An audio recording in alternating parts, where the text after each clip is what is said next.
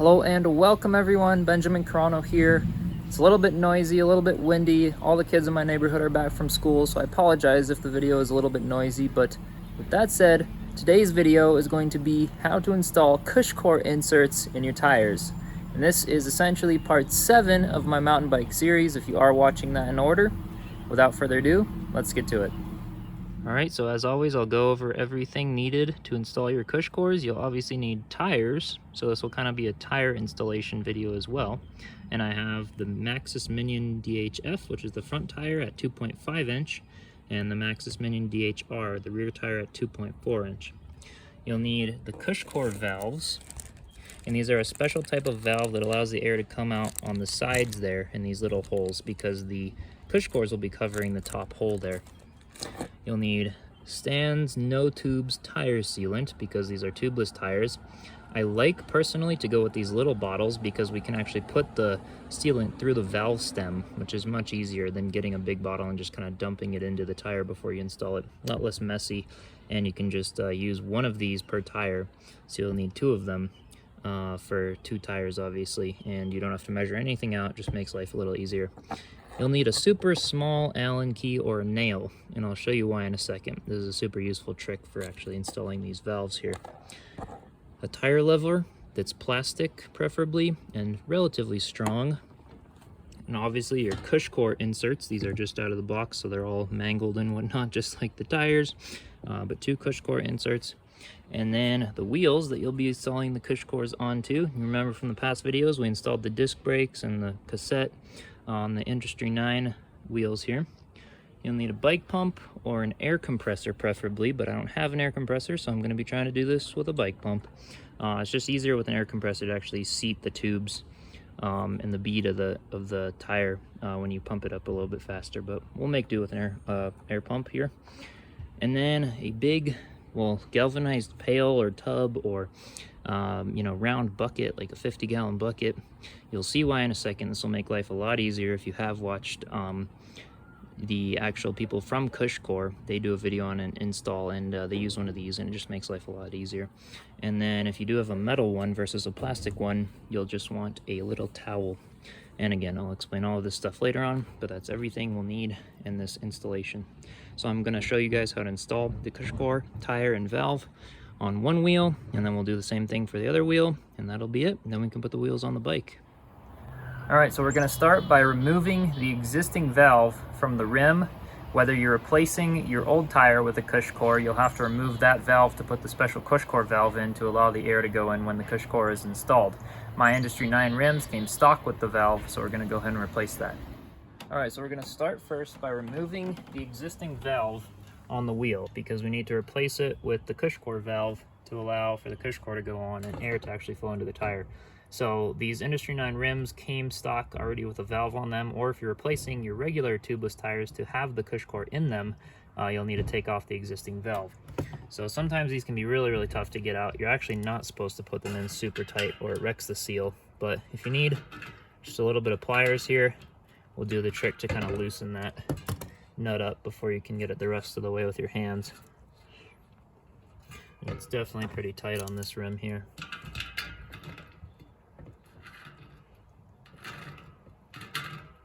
There we go. So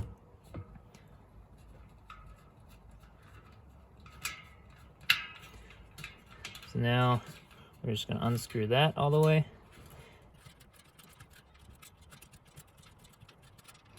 And then you'll see here's the nut, and then there will be a little rubber O-ring here. And just take that off, and then the valve will slide out like that from the backside. And just so I don't lose anything, because these are brand new valves, if I ever wanted to use them on something else or give them to a friend, I'll just go ahead and put everything back together just so that I don't lose anything later down the road. So now we can go ahead and install the CushCore valve. Alright, so now to install the new CushCore valves, we're going to first remove the cap and then remove the nut as well as the O-ring.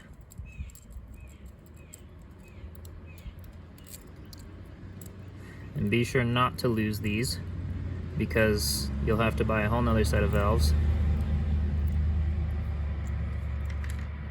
And then for the cool trick that I'm going to show you, take the little Allen key that I mentioned earlier in the video, or a nail, and put it right through these two holes.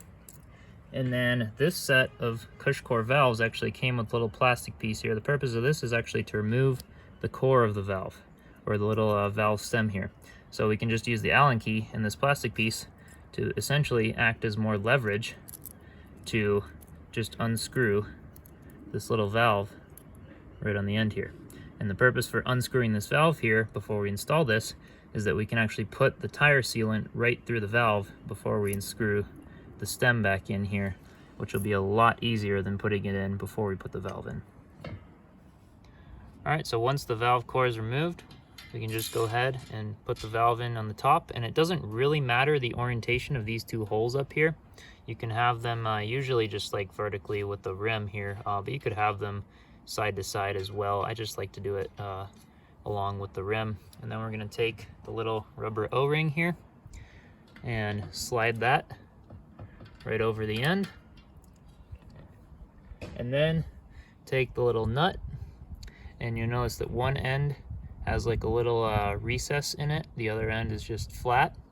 We're gonna take the recess end, and that fits right over the little rubber O-ring there.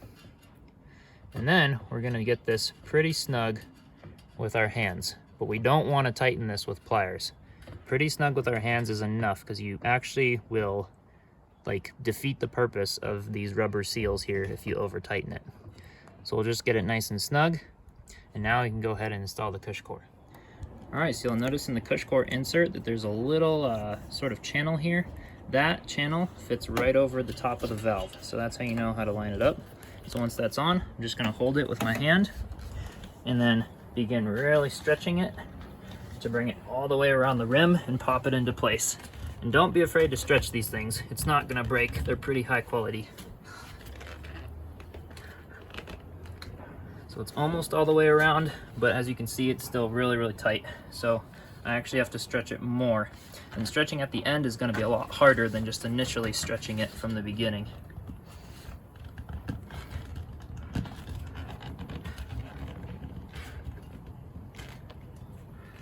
And then I can just kind of take my thumbs here, push in the bottom, rest the end over my toe, so I can get that last bit to push over the rim like so. And then we can just go ahead and pop that channel in place. And that's all there is to popping the CushCore insert in. Now we can go ahead and install the tire. All right, so now is where the nice metal tub or bucket comes in handy. I'm using a metal tub and I don't want to scratch the wheel, so I'm gonna go ahead and take the towel and lay it right over that. And then take the wheel with the CushCore and lay it over the towel. And what this does is it allows the tire to kind of be free right here as we pop the tire in. And it's just gonna make the process a lot easier than trying to do this just free-handed with your foot and your hands and everything, because some of these tires can be very hard to press on. So now with that said, I'm gonna go ahead and open up the tire here.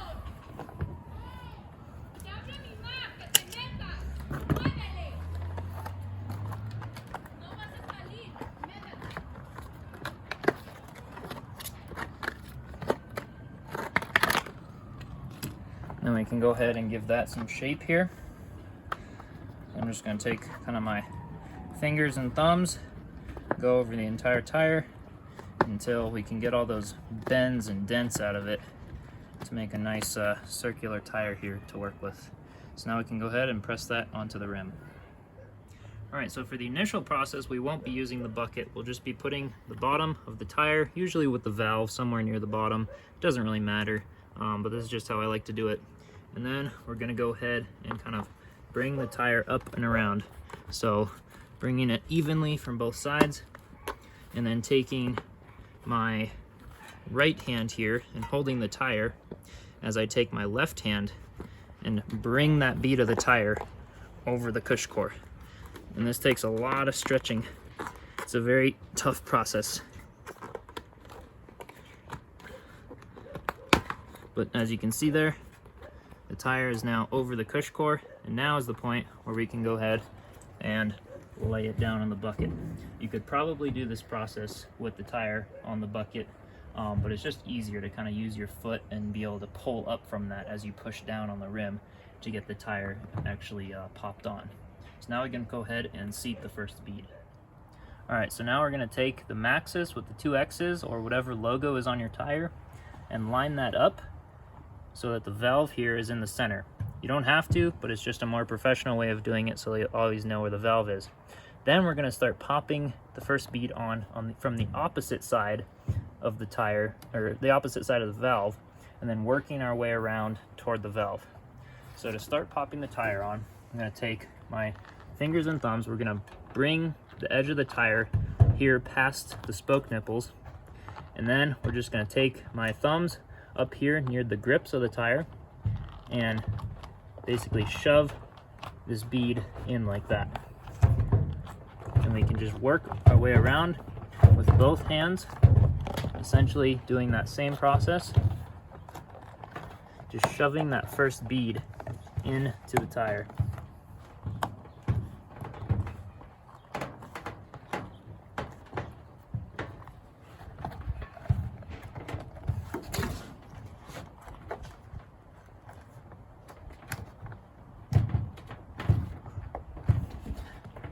And then you'll notice near the end here, it's really tough, and I can't really finish that last bit by hand. That's where the tire lever comes in handy.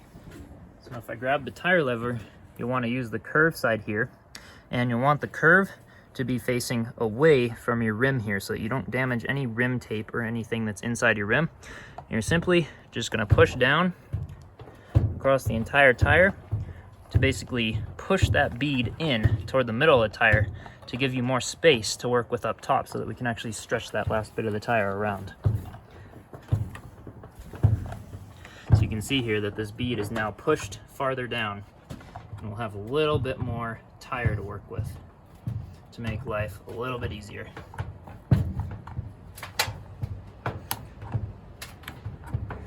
So now I can already feel a lot more slack up here. We can go ahead and take the tire arm, hook it onto the edge of the rim, and I like to face it toward the side that's already pressed in, just facing it slightly toward that way. And then we're gonna go ahead and hook it onto the rim, just onto the edge, again being careful of where the rim tape is placed, and then push it this way with the thumb, and then pop it in. So we can do that all the way around until this bead is in. And then if it ever does get tight, you can always continue pushing the bead in a couple times if you have to. So I notice a few spots here that are getting kind of tight. So I can just take the tire lever, press those down, give me more space up here.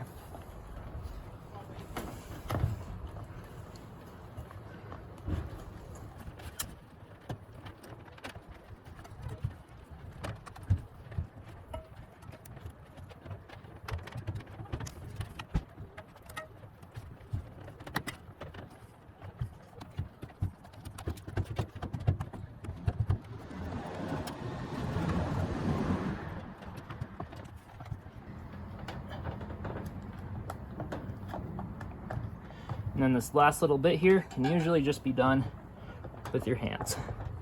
And that'll just kind of pop into place. Just like so. So now we can go ahead and flip the tire over and do the same thing to the other side.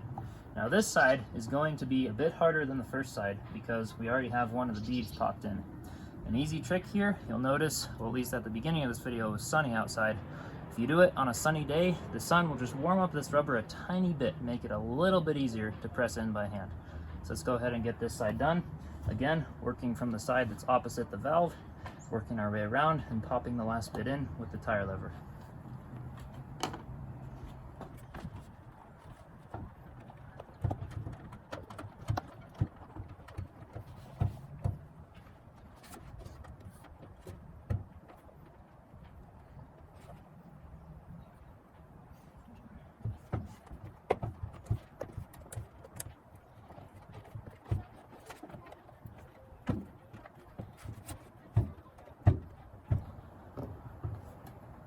And just make sure, another little note, initially when you're kind of pressing this in, that you can kind of pick up the tire and just make sure that you're also not pushing your first bead out in case your rim is a little bit looser. My rims are very tight, but I just want to make sure that I'm not pressing this bead out, because there is quite a bit of force when pressing this other bead into the rim.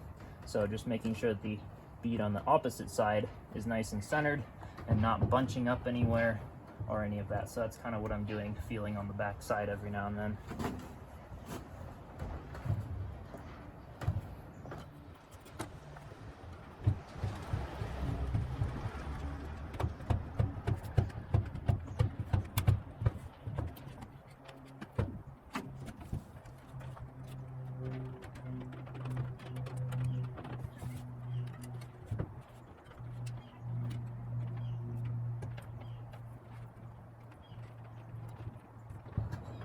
And again, that last little bit, just push it in with your thumbs, and that's it to installing the tire. Now we can go ahead and lift it off of the bucket.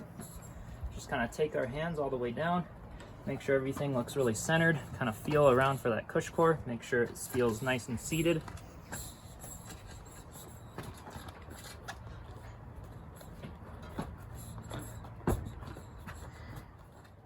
Another thing that is super important to mention before you pop the tire on is the rotation of the tire. Most tires will have this little rotation and an arrow as to which direction it rotates with the wheel. So just pay attention to that before you go popping the tire on the rim. I already did that just out of habit, but just make sure you pay attention to the tire rotation so you don't have to take it off and do all of that hard work a second time. Now we can take our tire sealant, and with the valve kind of on a slight angle near the bottom, we can go ahead and insert the end of the tire sealant into that empty valve hole and just start squirting it in there until the bottle is empty.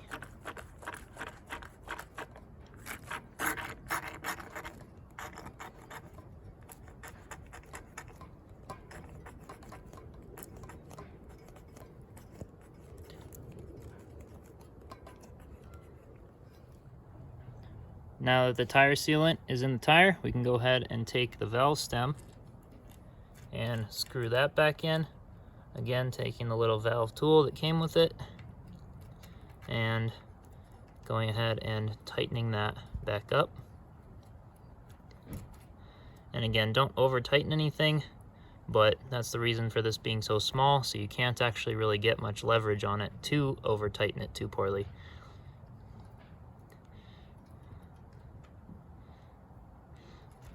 So now that's good and tight, we can go ahead and fill the tire with air. So now to pump it up, because we are using a hand bicycle pump, the first initial pumps will have to be done really rapidly so that we can get the bead to pop into place, because we don't have an air compressor to kind of rapidly seat that bead.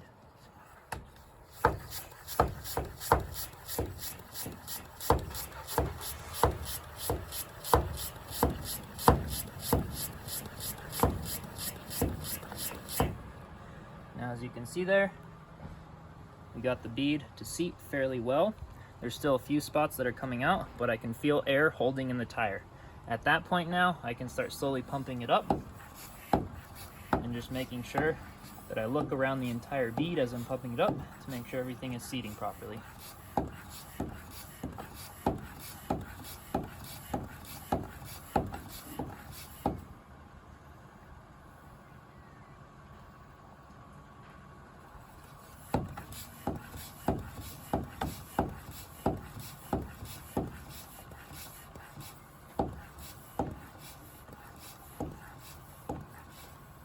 And then for the mountain bike tires, you'll want to go up to about 30 to 35 psi on the initial pumping. Obviously, you might ride around 25 psi, but 30 to 35 will just ensure that that bead is popped to have a little bit more than usual to make sure that that entire bead seats well. And then we can go ahead and move the pump and put the cap back on the valve. You can see there a little bit of the tire sealant kind of seeped out there. Doesn't really matter if that happens, it's fine. But that's kind of the purpose of having this valve at a slight upward angle, so that when the tire sealant does go in, it can kind of have some space to go rather than having the valve all the way down here when we put the tire sealant in. So now that the tire's full of air, just kind of take it, bounce it around a little bit to get that tire sealant kind of flowing around. Make sure everything's nice and seated.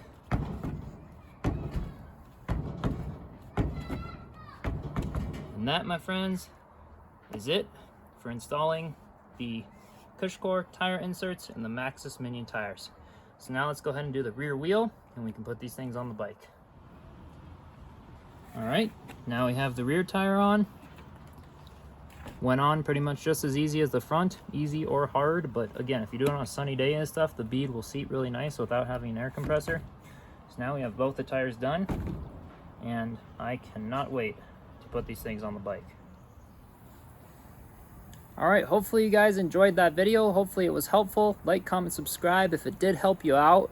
Again, there's a few little things. Maybe I'll put some little subtitles of additional details because I'm sure I'll always find some when I'm editing the video after the fact. But hopefully I got most of the basic information down of how to install your CushCore tire inserts and your Maxxis Minion tires. So if that video was helpful, consider subscribing, leaving a like. Any questions, I'll try and answer them in the comments below or do future videos on them. With that, that concludes part 7 of the mountain bike build, and I'll see you all in the next one. Peace out.